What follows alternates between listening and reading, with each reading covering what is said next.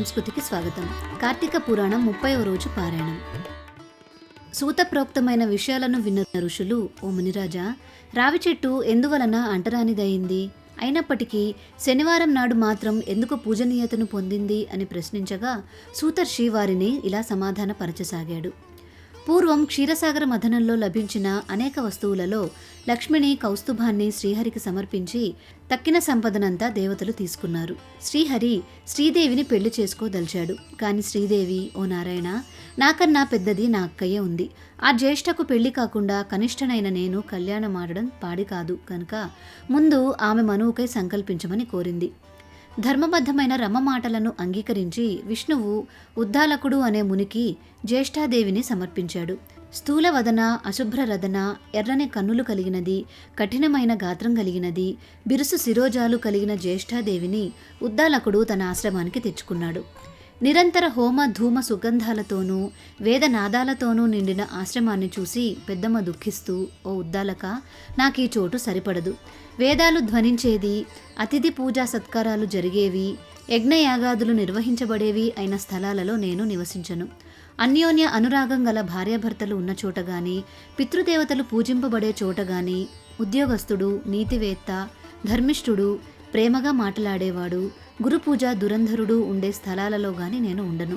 ఏ ఇంటిలో అయితే రాత్రింబవళ్ళు ఆలుమగలు దెబ్బలాడుకుంటూ ఉంటారో, ఏ ఇంట్లో అతిథులు నిరాశతో ఉసూరుమంటారో, ఎక్కడైతే వృద్ధులకు, మిత్రులకు, సజ్జనులకు అవమానాలు జరుగుతూ ఉంటాయో, ఎక్కడైతే దురాచారాలు, పరద్రవ్య పరభార్యాపహరణశీలురైన వారు ఉంటారో, అలాంటి చోట్లోనైతేనే నేను ఉంటాను. కళ్ళు తాగేవాళ్ళు, గోహత్యలు చేసేవాళ్ళు, బ్రహ్మహత్యాది పాదక పురుషులు ఎక్కడ ఉంటారో నేను అక్కడ ఉండటానికే ఇష్టపడతాను అంది. ఆమె మాటలకు వేదవిధుడైన ఆ ఉద్దాలకుడు కించిత్తు నొచ్చుకున్నవాడై, ఓ జ్యేష్ఠ, నీవు కోరినట్లుగా నీకు తగిన నివాస స్థానాన్ని అన్వేషించి వస్తాను. అంతవరకు నువ్వు ఈ రావి చెట్టు మొదట్లోనే కదలకుండా కూర్చో అని చెప్పి బయలుదేరి వెళ్ళాడు. భర్త ఆజ్ఞ ప్రకారం జ్యేష్ఠాదేవి రావి చెట్టు మొదలులోనే అలాగే ఉండిపోయింది. ఎన్నాళ్లకి ఉద్దాలకుడు రాకపోవడంతో పతి విరహాన్ని భరించలేని పెద్దమ్మ పెద్దపెట్టున దుఃఖించసాగింది.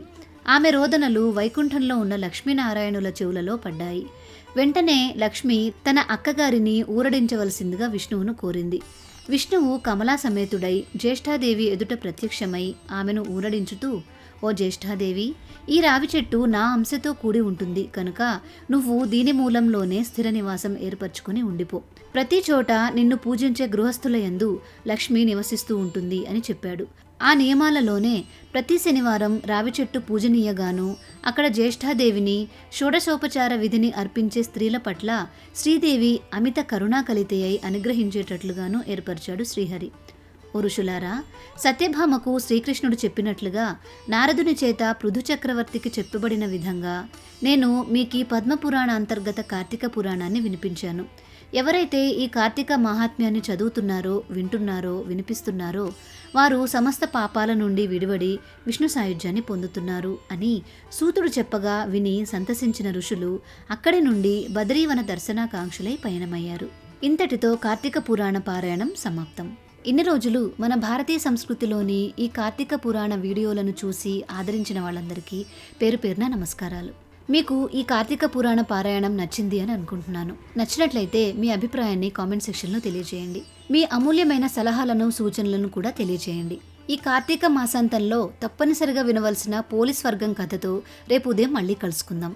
తప్పనిసరిగా ఆ వీడియో కూడా చూడండి. నమస్కారం.